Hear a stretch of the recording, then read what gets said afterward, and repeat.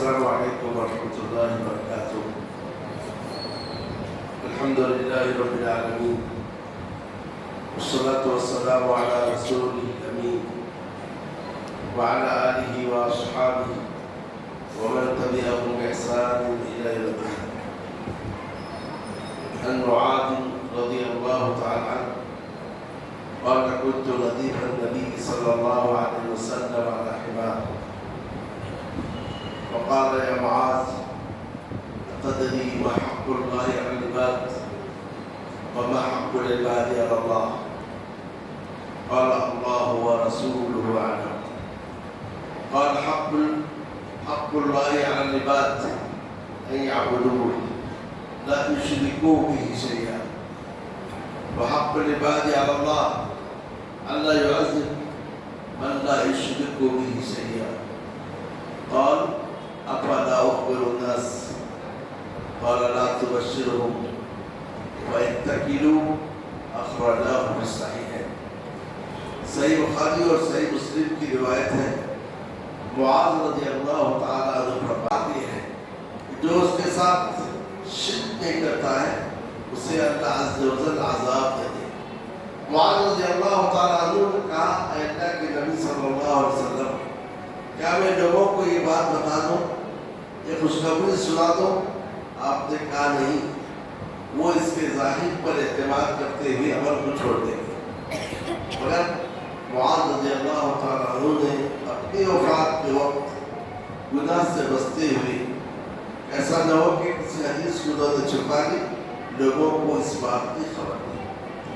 برادر اسلام و خواتین، یہ ایک عظیم حدیث ہے جو ہمیں اس بات کا درس دیتی ہے کہ سارے فرائض میں سب سے پہلا فرض، سارے واجبات میں سب سے پہلا واجب اور سارے حقوق میں سب سے پہلا حق توحید ہے.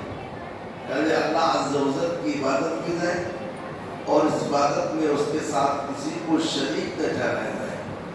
یہی وہ مقصد عظیم ہے جس کے لیے اللہ عز و جل نے جن اور انس کو پیدا کیا. وما خلقت الجن والانس الا ليعبدون. میں نے جن اور انس کو صرف اس لیے پیدا کیا تاکہ وہ میری ہی عبادت کریں. اور یہی وہ مقصد عظیم ہے جسے یاد دلانے کے لیے اللہ عز و جل نے ہر دور میں، ہر زمانے میں انبیاء اور رسولوں کو بھیجے. وَلَقَدْ بَعَثْنَا فِي كُلِّ أُمَّةٍ رَسُولًا أَنِ اعْبُدُوا اللَّهَ وَاجْتَنِبُوا الطَّاغُوتَ. ہم نے ہر امت میں ایک رسول کو بھیجا ہے کہہ کر کہ تم اللہ کی عبادت کرو اور طاغوت کی عبادت سے بچو. اسی کے لیے اللہ عز و جل نے آسمان سے کتابیں نازل کی. اسی کے لیے انبیاء کرام اور ان کے مخالفین کے درمیان معرکہ کے سر جنم ہوئے. اسی لیے اللہ عز و جل نے فرمایا کہ آپ سے پہلے ہم نے جتنے رسولوں کو بھیجا، پوچھو کہ کسی رسول سے ہم نے یہ کہا تھا کہ رحمان کے علاوہ بھی معبود ہیں جن کی عبادت کی جائے؟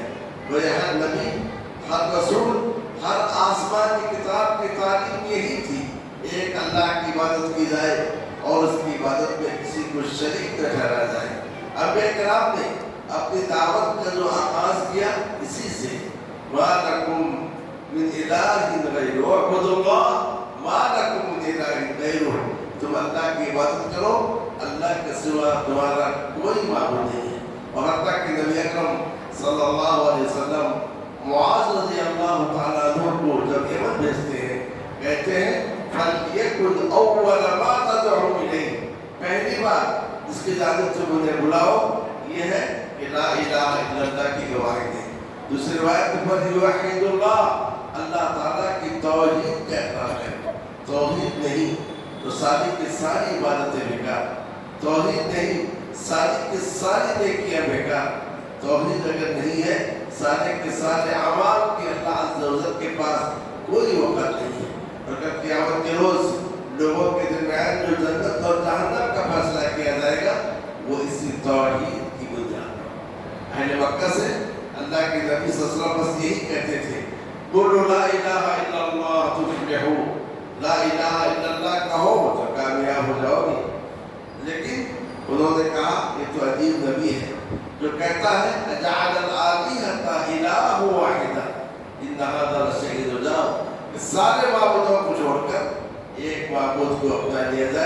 یہ تو بڑی تعجب کی بات ہے۔ تو گویا لا الہ الا اللہ صرف اقرار کا نام نہیں ہے، بلکہ لا الہ الا اللہ کہنے کا مطلب یہ ہے کہ تقرب کے وہ سارے کے سارے اعمال جن کے ذریعے ہم اللہ کا تقرب اور نزدیکی حاصل کرتے ہیں، یہ صرف اللہ کے لیے انجام دیا جائے، اللہ عز و جل کے علاوہ کسی اور کے لیے انجام نہیں دیا جائے۔ یہاں برادران اسلام اور خواتین چند شبہات ہیں جو ہمارے دلوں میں ڈالے جاتے ہیں، یا کہ جن کے ذریعے شیطان لوگوں کو توحید سے دور کرتا ہے۔ ضرورت ہے اس بات کی ہم ان شبہات کو جانیں، کیونکہ یہی وہ شبہات ہیں جن میں پھنس کر آج ایک مسلمان توحید کا اقرار بھی کرتا ہے اور ساتھ میں شرک بھی کرتا ہے۔ جب کوئی مشرکین مکہ تھے وہ توحید کو ہم سے زیادہ سمجھ لیے تھے اور اس طریقے سے اس کلمے کو اقرار نہیں کرتے تھے۔ پہلا شبہ یہ ہوتا ہے کہ ایک انسان جب اللہ کو مانتا ہے، اسے خالق، اسے مالک، اسے مدبر مانتا ہے، تو پھر کیسے وہ مشرک ہو سکتا ہے؟ اس کا جواب یہ ہے مشرکین مکہ بھی اللہ کو مانتے تھے، یہ نہیں کہ وہ اللہ کو نہیں مانتے تھے۔ قرآن مجید میں جا بجا کا تذکرہ کیا گیا ہے۔ ان سے پوچھو کس نے آسمان اور زمین کو پیدا کیا، وہ کہیں گے اللہ۔ ان سے پوچھو وہ تمہاری آنکھ، تمہارے کان، تمہارے دلوں کا مالک ہے، وہ کہیں گے اللہ۔ ان سے پوچھو کون آسمان سے بارش کو نازل کرتا ہے، زمین سے پودے اگاتا ہے، وہ کہیں گے اللہ۔ تو وہ اللہ کو مانتے تھے، بلکہ اللہ کے گھر کا طواف بھی کرتے تھے، حج بھی وہ کرتے تھے، اور بہت سارے اعمال بھی اللہ عز و جل کے لیے انجام دیتے تھے، لیکن ان کے پاس توحید نہیں تھی۔ یعنی ان اعمال کو اللہ کے لیے بھی انجام دیتے تھے اور دوسروں کے لیے بھی انجام دیتے تھے، اسی لیے ان کو مشرک کہا گیا، انہیں کافر کا حق قرار دیا گیا، اور ان سے نبی صلی اللہ علیہ وسلم نے وحد میں بھی لڑائی کی، اور بدر میں بھی آپ نے لڑائی کی، اور احزاب میں بھی ان سے لڑائی کی۔ تو گیا اس کا مطلب یہ ہے کہ ایک شخص اللہ کو مانتے ہوئے بھی مشرک ہو سکتا ہے، کیونکہ مشرکین مکہ اللہ کو مانتے تھے۔ آپ دیکھیں گے ان کے پاس جو نام ہوتے تھے ان ناموں میں عبداللہ، ان ناموں میں عبداللہ میں جو اللہ کا بندہ نام بھی رکھتے تھے۔ تو اللہ کو ماننا کافی نہیں ہے، بلکہ اللہ کی توحید کا اقرار کرنا ضروری ہے۔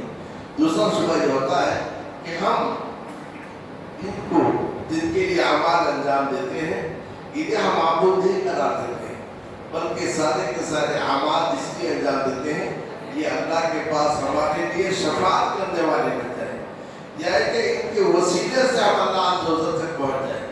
مشرکین مکہ بھی یہی کہتے تھے، ما نعبدهم الا ليقربونا الى الله زلفى، ہم یہ کام ان کے لیے اس لیے انجام دیتے ہیں تاکہ یہ ہمیں اللہ عز و جل کے قریب کر دے، وہ بطور وسیلہ ہم یہ کام انجام دیتے ہیں، اور اس لیے انجام دیتے ہیں هؤلاء شفعاؤنا عند الله، تاکہ اللہ کے پاس ہماری سفارشی بنے۔ تو یہ مشرکین مکہ جس چیز کے آپ میں شرک کرتے تھے، اور آج بھی اسی چیز کو آن لے کر عبادت میں اللہ کے علاوہ دوسرے کے لیے انجام دی جاتی ہے، تو پھر ہم میں اور میں فرق کیا ہو؟ تیسرا شبہ یہ ہوتا ہے کہ مشرکین مکہ بتوں کی عبادت کرتے تھے، اصنام، اوثان کی عبادت کرتے تھے، مجسموں کی عبادت کرتے تھے۔ ہم جو ہے یہ سارے کے کام اولیاء کے لیے انجام دیتے ہیں، انبیاء کے لیے انجام دیتے ہیں، بتوں کے لیے نہیں۔ اس کا جواب یہ ہے مشرکین مکہ صرف بتوں کے لیے انجام نہیں دیتے تھے، ان کے پاس عبادات جو ہوتی تھی نبیوں کے لیے بھی ہوتی تھی، جنات کے لیے بھی ہوتی تھی، صالحین کے لیے بھی ہوتی تھی، درخت کے لیے بھی عبادت کرتے تھے، پتھر کے لیے بھی عبادت کرتے تھے۔ وہ اس طریقے سے تو ان کے پاس جو عبادتیں ہوتی تھی یا کہ ان اعمال کو جو انجام دیتے تھے صرف بتوں اور مجسموں کے لیے نہیں بلکہ انبیاء اور صالحین کے لیے بھی انجام دیتے تھے، جیسا کہ بے شمار آیتیں اس کے تعلق سے وارد ہیں۔ اب آخری نقطہ یہ ہے کہ لوگ کہیں گے کہ سارے کے سارے اعمال جو ہم غیر اللہ کے لیے انجام دیتے ہیں جن کی بنیاد پر ہمیں مشرک ٹھہرایا جاتا ہے یہ عبادت نہیں ہے۔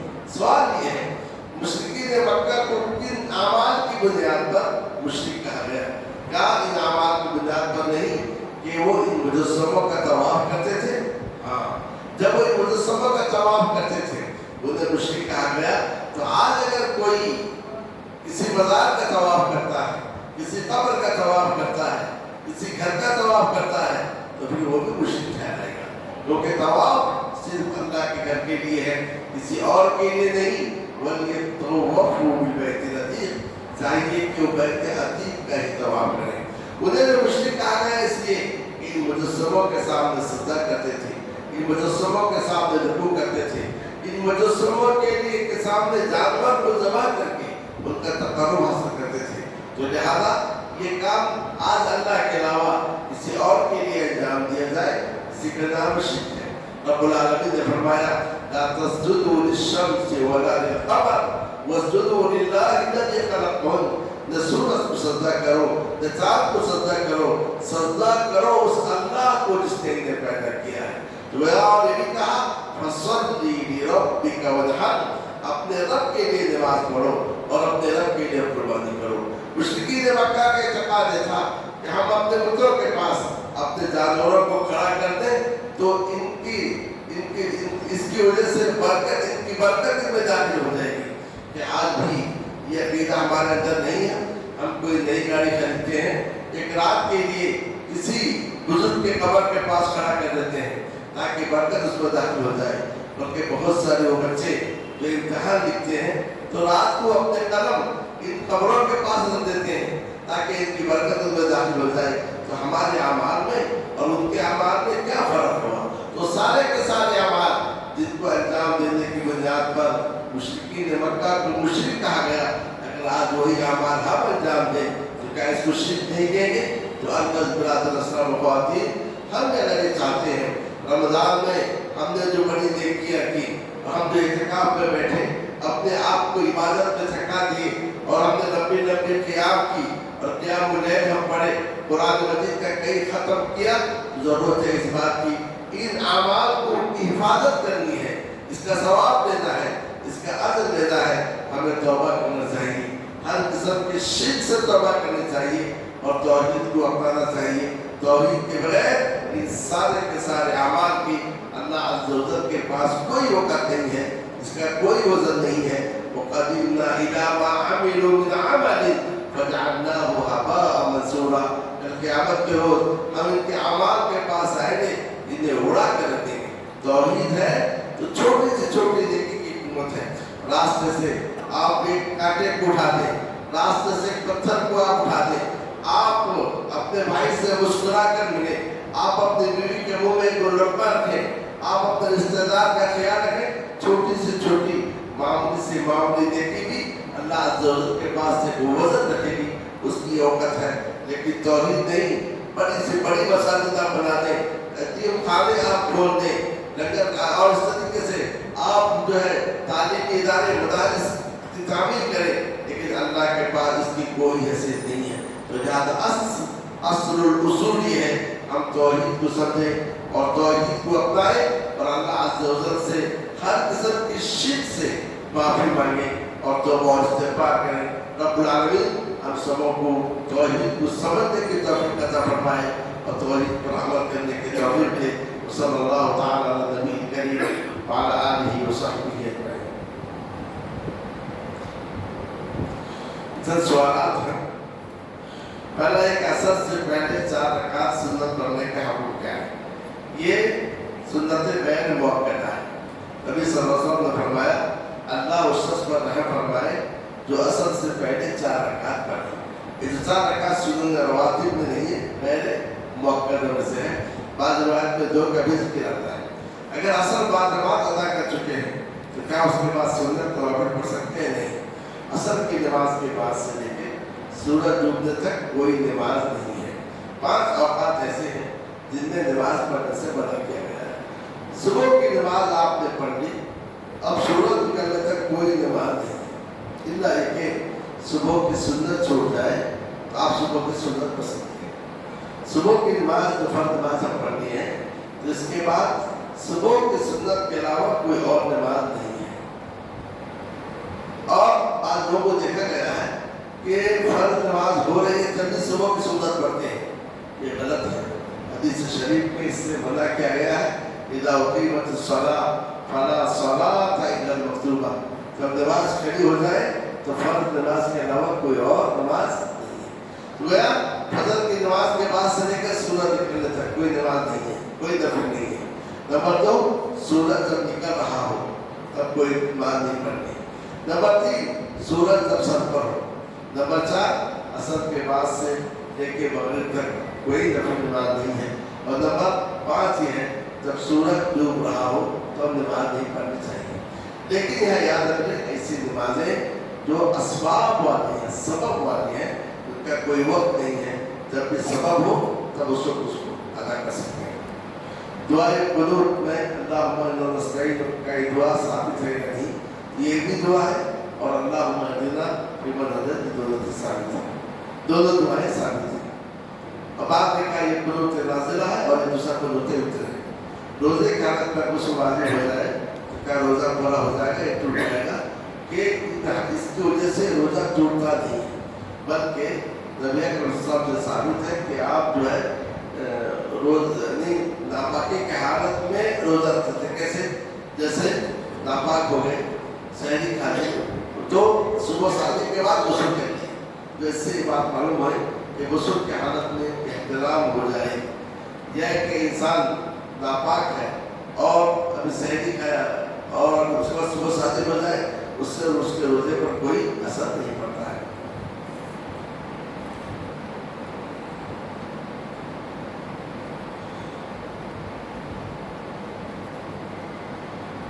क्या कोई इत्तिकाफ में कोई दुनियावी जिम्मेदारी अदा कर सकते हैं? सवाल थोड़ी वजाहत तरफ है। दुनियावी जिम्मेदारी क्या है? देखिए, इत्तिकाफ एक मसनून अमल है, इल्ला कि कोई अपने आप पर नजर ठहरा दे। दूसरी बात है कि इत्तिकाफ का मकसद ये है कि आप दुनियावी उमूर से कट कर अपने आप को अल्लाह के जानिब माइल करें। लेकिन इत्तिकाफ में बैठते हुए आप बहुत कुछ काम की इजाज़त है, जैसा तवाफ है, तवाफ में बात करने की तो इजाज़त है, लेकिन इसका मतलब ये नहीं कि आप गैर जरूरी बातें करते रहें। इत्तिकाफ में बैठते हुए बात भी कर सकते हैं, घर वाले आपसे आए उनसे कुछ अपने घर के मामला भी तय कर सकते हैं। इत्तिकाफ में बैठने वाला मस्जिद का जिम्मेदार है, तो यहाँ पर जो मस्जिद के ताल्लुक से बात कर सकता है, इसकी इजाज़त दी गई है। पर इसका ये मतलब नहीं कि किसी में इंसान मशगूल रहे और उसका अक्सर वक्त उसका गुजरे। लिहाजा आप इत्तिकाफ में बैठते हुए भी कुछ मसाइल हल कर सकते हैं। ईद का वक्त है, घर वाले आपके पास आए, कपड़ा खरीदे नहीं खरीदे, अल्लाह के लिए कपड़ा खरीदो, ये सारी बातें हो सकती हैं, दीन में सख्ती नहीं, मगर इंसान उसी में मशगूल रहे और असल चीज़ को छोड़नी नहीं होनी चाहिए। क्या मस्जिद में ख़वातीन के लिए बात दिखाना जायज़ है? देखिए, गैर मर्दों के सामने औरत पूरे के पूरे पर्दा है, गैर मर्दों के सामने पूरे के पूरी चीज़ को छुपानी चाहिए, सर के बाल से लेकर और पाँव के तलवे तक। चेहरा और हथेली के ताल्लुक से पहले इनमें इख्तिलाफ है कि क्या चेहरा दिखा सकती नहीं दिखा सकती, हथेली खोल सकती नहीं खोल सकती। तो इस सिलसिले में यह है कि हज में इहराम की हालत में निकाब पहनने से मना किया गया, दस्ताना पहनने से मना किया गया, मगर तब भी गैर मर्द के सामने चेहरा हालत इहराम में भी छुपाना है। यानी निकाब के अलावा दूसरी चीज़ से, जैसे ओढ़ने से छुपाने, दस्ताने के अलावा कपड़े से हाथ को छुपाने, ये है गैर महरम के सामने। लेकिन जो जगह इत्तिकाफ के लिए खास है वहाँ सिर्फ औरतें ही होती हैं, इसमें कोई हर्ज नहीं है। अगर कोई बेटी अपनी माँ को दुरुस्त बात समझा रही है और माँ बेटी को बदुआ दे रही है, तो कैसे की बदुआ कबूल होगी उसकी सगी माँ? देखिए, दावत का जो काम है, इरशाद इस्लाह का काम है, हर एक की जिम्मेदारी है। हम देखते हैं कि हमारी माँ हमारे बाप क्या है, राह रास्ते भटके हुए, तौहीद से दूर जा चुके हैं, शिर्क में गिरफ्तार है, तो हमें चाहिए कि कुछ समझाएं, क्योंकि उनको नहीं समझाने का मतलब ये है हम जानते पूछते हुए जहन्नम के गड्ढे में फेंक दें। और अम्बिया की सुन्नत हमारे सामने है, इब्राहिम अलैहिस्सलाम ने किस तरह से अपने बाप को समझाया और बाप नाराज भी हुए, कहा तुम्हें पत्थर मार कर आकर तुम्हारे के बदुआ करूँगा, फिर भी समझाते रहे। नबी सल्लल्लाहु अलैहि वसल्लम अपने चचा अबू तालिब को आपने वक्त समझाए, तुम्हें समझाते रहना चाहिए, और लेकिन समझाने में हिकमत को अपनाइए, उस उसलूब को अपनाइए जिसमें कशिश हो, جیسا کہ ابراہیم علیہ السلام نے کہا یا ابتی، اے میرے پیارے باپ. مشرک باپ تھے لیکن کہ اے میرے پیارے باپ، اپنائیت کے ساتھ سمجھانے کی کوشش کیجیے تاکہ اس دعوت کو قبول کریں. لیکن اس راہ میں اگر وہ آپ کو بددعا دے رہی ہیں تو بددعا کا مطلب کیا ہے؟ اللہ تعالیٰ سے کہہ رہی ہے کہ وہ آپ کو سزا دے یا آپ پر کوئی بیماری کی مصیبت آ سکے، تو آپ تو اللہ کی طرف بلا رہے ہیں، تو پھر وہ بددعا کی کیا تاثیر ہے؟ تو آپ بلا رہے ہیں اللہ عز و جل کی جانب. جب آپ اللہ عز و جل کی جانب بلا رہے ہیں اس قسم کے بددعا کی کوئی تاثیر، کوئی اس کا اثر نہیں ہے. لیکن بس اتنا دیکھیں، یہ نہیں کہ اپنی ماں کو فوراً جہنمی قرار دیتے ہیں فلاں فلاں، نہیں، بلکہ اپنے اسلوب کو بدلنے کی کوشش کریں. اگر کسی علمی ادارے کو اجلاس میں، کسی علمی ادارے کے اجلاس میں طالبہ کا تقریر کرنا سوشل میڈیا پر عام کیا تو کئی طالب علم کا تقریر کرنا جائز ہے. تقریر کرنا، دیکھیں طالبات کو چاہیے جو مختلف اداروں میں جو پروگرام ہوتے ہیں، افسوس کی بات یہ ہے کہ آخری دور میں ادارے کی تشہیر کے لیے اس کو سوشل میڈیا میں ڈالا جا رہا ہے، جبکہ ہمیں یہ چاہیے کہ اس کو سوشل میڈیا میں نہ ڈالیں. ٹھیک ہے، تقریر کا مقصد کیا ہے؟ معافی ضمیر کو ادا کرنا. ایک بچے عالمہ ہو جاتی ہے، فاضلہ ہو جاتی ہے، اگر وہ تقریر نہ سیکھے تو معافی ضمیر کو ادا نہیں کر سکتے. تو تقریر در حقیقت معافی ضمیر دل میں جو چیز ہے اس کو بیان کرنے کا ایک طریقہ ہے، سکھایا جاتا ہے. تو ہونا یہ چاہیے کہ یہ جو اور طالبات کو ہم تیار کرتے ہیں کس کے لیے؟ تاکہ خواتین کے درمیان دعوت و تبلیغ کریں. انہیں سوشل میڈیا میں ڈالنا نہیں چاہیے. اور افسوس کی بات یہ ہے کہ چند سالوں سے مدارس والوں نے سوشل میڈیا کا رخ کیا اور اس کو سوشل میڈیا میں ڈالتے ہیں. اس سے جو ہے بچنا چاہیے.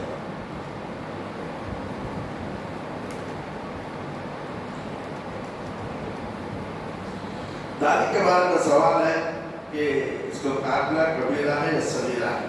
لیکن داڑھی کے تعلق سے نبی صلی اللہ علیہ وسلم کا فرمان ہے کہ داڑھی کو چھوڑو.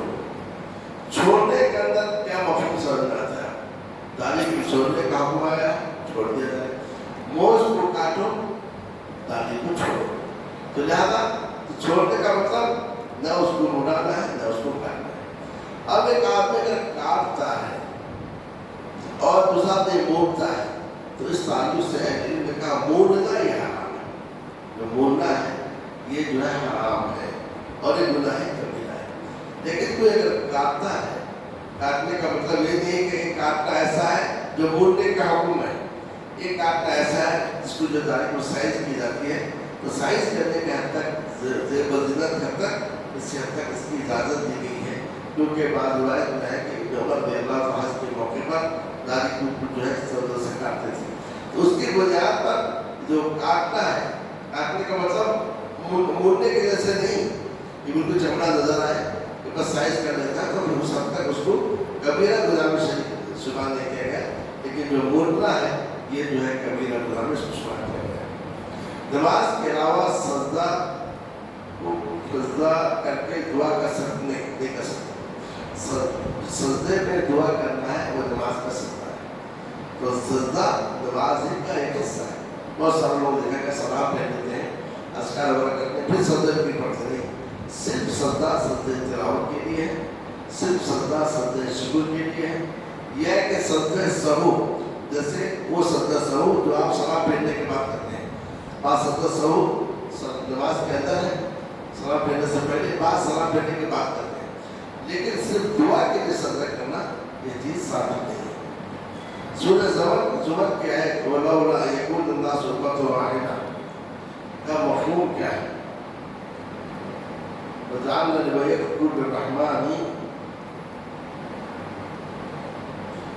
سب نے لکھنا ہی چاہیے اشکال کیا ہے، اس آیت کے اندر اشکال کیا ہے. ممکن ہے کل جس کا اشکال لکھ کر بھیجیں تو اس سے جواب دیا جائے.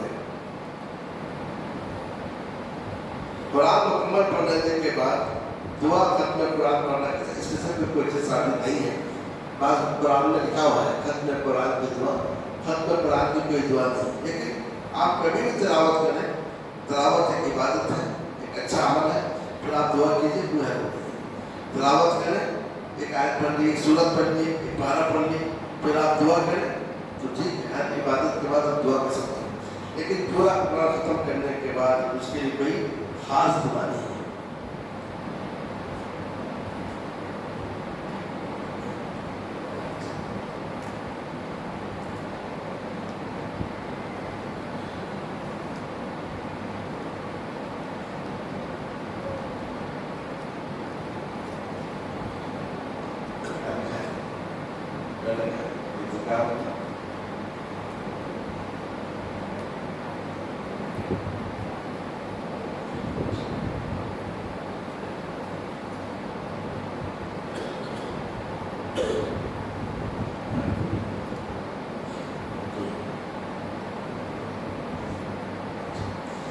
سوال ہے اعتکاف میں کہنے لگا تھا، جیسے میں نے کہا اعتکاف میں کچھ امور کی اجازت ہے، بات کر سکتے ہیں، دوران گفتگو اب ہنس بھی سکتے ہیں، تو کوئی حرج نہیں، مگر آپ سوچیے کہ اعتکاف کا مطلب مسجد کو لازم پکڑنا، اللہ کی اطاعت ہے، جو بھی کام آپ کر رہے ہیں کیا اس میں اللہ کی اطاعت ہے یا کہ اللہ تعالیٰ کی اجازت ہے؟ تو بعض امور کی اجازت ہے، یہ نہیں کہ سارے پابند اجازت ہے، انسان دوران گفتگو بات ہوتی ہے اور بات میں ہنسی آ جاتی ہے اور احکام ہمارے زور سے ہنسی آتا ہے، تو اس میں کوئی حرج نہیں، مگر زیادہ نہیں ہونی چاہیے، بس انسان ایسا لگے اعتکاف میں بیٹھے ہوئے گفتگو کے بیٹھے ہوئے ہیں، تو یہ چیز نہیں ہونی چاہیے، اور آنکھیں بند کر کے نماز جو پڑھنا ہے غلط ہے، کیونکہ نماز کی حالت میں آنکھ سجدے کی جگہ پہ ہونی چاہیے، تو لہٰذا ہم کو جو ہے نماز کی حالت میں آنکھ کو بند نہیں کرنا ہے۔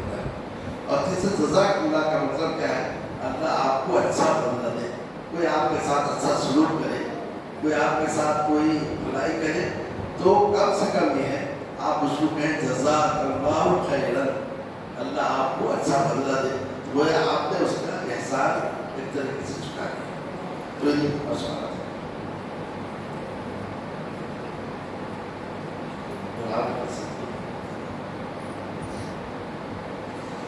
یہ کہہ رہے ہیں کہ قرآن کے سجدے انسانی 15 سجدے ہیں، پورے پڑھ کے ایک ساتھ سجدہ کریں نہیں، ہاں بس جو سجدہ کا حکم آیا وہی سجدہ کرنا ہے، تو آپ سجدے کی آیت پڑھ لی، پھر سجدہ نہیں کی، کل دوسری آیت پڑھ رہے ہیں، تو پھر 2 روز بعد تیسرے پڑھ رہے ہیں، تو آپ نے تو حکم ٹال دیا، تو جہاں سجدے کی آیت پڑھے وہی آپ سجدہ کریں، اور یہ بھی دیکھیں یہ مشہور چیز ہے، لیکن جو شخص سنتا ہے وہ اس وقت سجدہ کرے گا جب پڑھنے والا سجدہ کرے، جیسے امام پڑھا رہے ہیں، پڑھاتے وہ سجدہ نہیں کی، ہم سجدے کو نہیں جاتا، امام سجدہ کرے تب جو ہے سجدہ کرنا ہے، تو یہ مصنوع چیز ہے، لیکن سجدہ کرنا ہے اسی وقت جب آپ نے سجدے کی آیت پڑھی، اس کو بولے پھر ایک ماہ کا ختم ہو، پورے ایک ماہ کے بعد نہیں سجدہ کرنا نہیں ہے، جب بھی آپ سجدے کی آیت پڑھیں اسی وقت آپ سجدہ کریں۔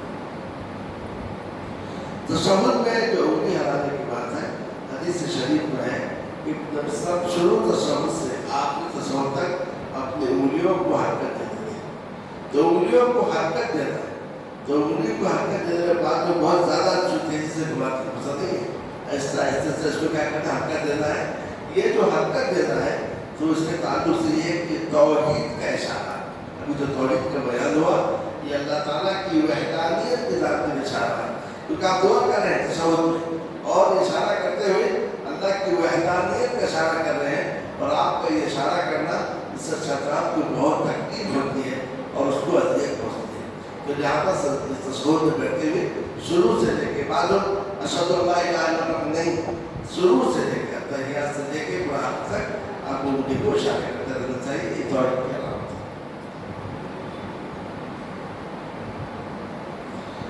اگر فضل سے اشراق کے درمیان کوئی بات کر لے، کیا وہ حج عمرہ کے ادا سے کرو، ایسے قسم کی کوئی بات نہیں ہے، تو آپ بات بھی کر سکتے ہیں، درس بھی دے سکتے ہیں اور دوسرے لوگوں کو احترام کر سکتے ہیں۔ جوتا ہے جوڑا پہن کا مقصد کیا ہے، جو زیور وغیرہ کا ہے بات پڑھ سکتے، کوئی حرج نہیں ہے، نئے گھر میں سماعت قرآن پڑھا سکتے ہیں کیا، لیکن سماعت قرآن ایک نئی چیز کی بدعت ہوتی ہے، سماعت قرآن کے نام سے جو سے منعقد کی جاتی ہے اور بس بیٹھ کے سننا ہے. کسی ایک کو کرائے پر بلایا جاتا ہے, وہ پڑھ لے, 2 یا 3 طالبہ یا طالب پڑھ لیتے ہیں. تو یہ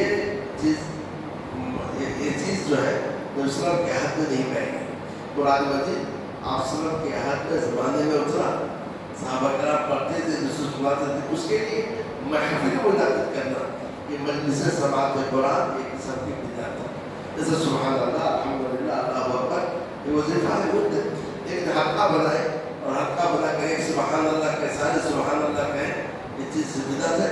اسے سماعت قرآن کی مجلس سے بدعت ہے. آپ نئے گھر میں ہو, پرانے گھر میں ہو, پرانا گھر ہو, نیا گھر ہو, آپ کو اپنے گھر میں قرآن پڑھنا چاہیے, قرآن کی تلاوت کرنی چاہیے. آپ گھر میں قرآن پڑھیں, قرآن کی تلاوت کریں.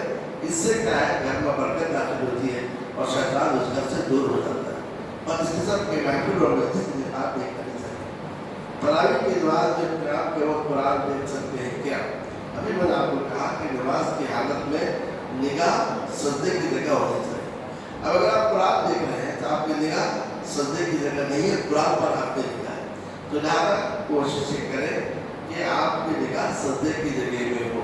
یہ خاص طور سے فرض کو تو نہیں کر سکتے, لیکن تراویح ہے یا نوافل ہے تو اس کے اندر کچھ آثار موجود ہیں, مگر یہ آثار کو ضرورت کے وقت, کسی کو قرآن یاد ہی نہیں ہے, چند سورے یاد ہیں, تو لہٰذا اس صورت میں وہ اس کو دیکھ کے پڑھ سکتے ہیں. مجبوری کے حالت میں قرآن دیکھ کے تراویح پڑھ سکتے ہیں, مجبوری کے حالت میں. لیکن عام حالات میں قرآن مجید جو آپ کو یاد ہے اسی سے آپ قرآن پڑھیے, بلکہ ایک ہی صورت میں بار بار تلاوت کیجیے, کوئی حرج نہیں ہے. کیونکہ قرآن لے کے پڑھتے رہے, پھر قرآن کے ساتھ بھی سجدہ میں کار کریں گے, رکوع میں کار کریں گے. آپ نے پکڑے تو رکوع بھی صحیح نہیں کر سکتے ہیں, سجدہ بھی صحیح نہیں کر سکتے ہیں, نگاہ بھی سجدے سے ہٹ جاتی ہے. ساری کی ساری باتیں انتہائی ضرورت کی حالت میں دیکھ کر قرآن کر سکتے ہیں. اور صرف نفل میں خواتین کی پہلی صف میں نماز ادا کرنے کی فضیلت کیا ہے؟ حدیث شریف میں ہے, مردوں کی بہترین صف پہلی ہے اور خواتین کی بہترین صف کیا ہے؟ پچھلی ہے. یہ ایسی صورت میں جبکہ مرد اور خواتین ایک ہی مصلی میں نماز پڑھتے ہیں. ایک ہی مصلی میں نماز پڑھنے کی وجہ سے کیا ہے, کہا گیا تاکہ خواتین مردوں سے جدا رہے, خواتین مردوں سے الگ رہے.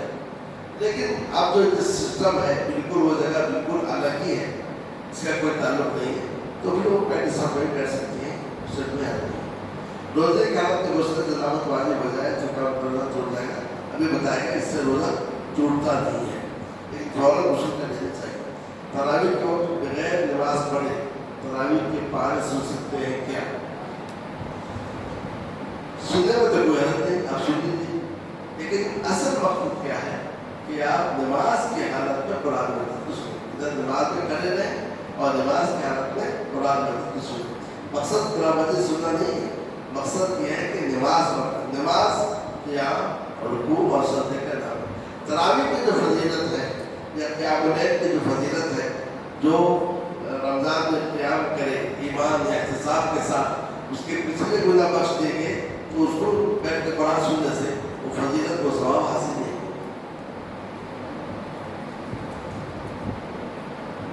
ایک دعا کی درخواست آئی ہے سید سرمت کے لیے, جو ایک کولر کے مریض ہیں, آپریشن کے بعد سے وہ بہت ہی سیریس ہے, ان کے صحت یابی کے لیے دعا کریں اور مطلب سے دعا کی درخواست بھی کی جاتی ہے. دیکھیے ہر مسلمان بھائی کا ہم پڑھا ہے کہ ہم اس کے لیے دعا کریں, اور خاص طور سے پیٹ پیچھے دعا کرنے سے فرشتہ ہمارے لیے بھی ویسے ہی دعا کرتا ہے کہ تمہارے حق میں بھی ایسے ہی دعا قبول ہو. یہ حکومت اسلامی کے حقوق میں سے ایک حق ہے کہ ایک مسلمان مصیبت میں گرفتار ہے, اس کی مصیبت کو دور کریں. ایک قرض کے بوجھ میں چلے تباہ ہوا ہے, اس سے ہم ادائیگی کریں. ایک پریشانی میں ہے, اس سے پریشانی کو ہم دور کریں. ایسے کوئی بیمار ہے تو اس کے حق میں شفا یابی کے لیے دعا کرنا بھی یہ ہمارا اسلامی اور دینی حق ہے. تو ہر مسلمان بھائی کے لیے جو بیمار ہے, قرض کے بوجھ میں تباہ ہوا ہے, پریشان ہے, ہم دعا کرتے ہیں کہ اللہ عز و جل اس کی پریشانی کو دور کرے, اس کے قرض کو ادا کرے اور اسے بیماریوں سے شفا عطا فرمائے. ایک بات جو بتانا چاہتا ہوں وہ یہ ہے کہ عام طور سے جو بیماریاں آتی ہیں, ان بیماریوں کو اپنے لیے زحمت نہ سمجھیں.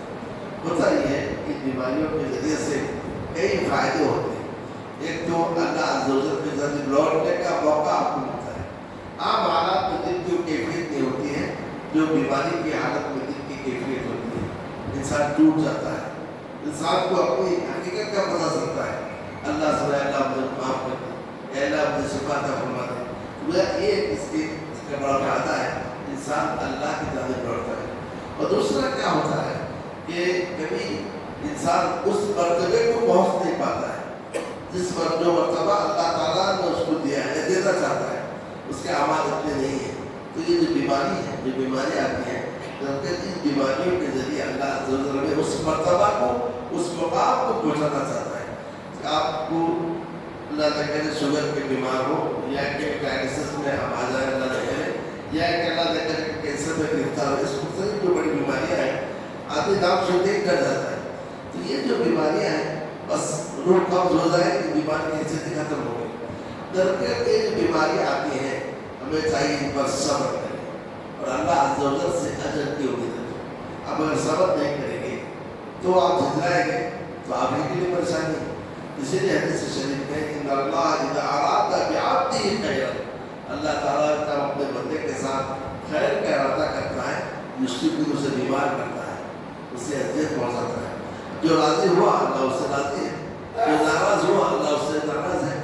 تو ہمیں چاہیے جو بیماری آتی ہے خاص طور سے آخری عمر میں اس قسم کی جو بیماری آتی ہے یہ سمجھنا چاہیے یہ ہمارے کفارہ سیئات ہیں، اس سے ہمارے گناہ مٹنے والے ہیں اور یہ ہمارے رفع درجات کے لیے اللہ جو اس کے ذریعے سے ہمیں جنت میں پھر اونچا مقام عطا کرنا چاہتا ہے۔ تو لہٰذا انسان جب اس چیز کو سمجھے پھر ان ساری بیماریوں کو ہنستے ہوئے جھیل لیتا ہے، کیونکہ اسے اس کا اجر، اس کا ثواب اللہ عز و جل سے حاصل کرتا ہے۔ تو ہمیں چاہیے ہر حالت میں اللہ عز و جل کے ساتھ حسن ظن رکھیں اور اسی کے ساتھ لوٹیں، کیونکہ وہی ہمارا خالق بھی ہے اور وہی اس کائنات کا مدبر اور چلانے والا ہے۔ رب العالمین سے میری دعا ہے کہ اللہ عز و جل ہمیں اپنی مرضیات پر چلائے اور جو اس کی رضا ہے اس رضا پر ہمیں چلائے، اس کی ناراضگی سے بچائے اور اپنی تمام عبادتوں میں اللہ عز و جل ہمیں اخلاص کی توفیق عطا فرمائے۔ صلی اللہ تعالی علی نبی کریم وعلی آلہ وصحبہ۔